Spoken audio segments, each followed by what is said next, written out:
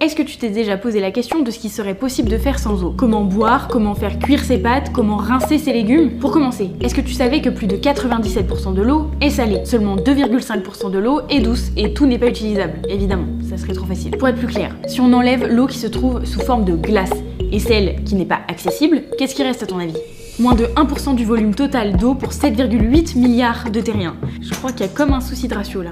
Et avec ce 1% restant, il faut boire, se laver, cuisiner, irriguer les cultures. En fait, l'eau joue un rôle capital. Au niveau agricole, elle est essentielle pour la sécurité alimentaire des pays du Sud notamment. En Afrique, en Amérique latine, etc. L'eau est aussi mobilisée pour la transformation et la préparation des aliments. Elle est indispensable pour notre corps et en plus, elle nous apporte des nutriments. Le changement climatique, l'augmentation des populations, mais aussi les modifications de nos choix alimentaires accentuent la pression sur les ressources en eau. En plus de ça, l'eau est mal répartie sur la planète. 9 pays en détiennent 60%.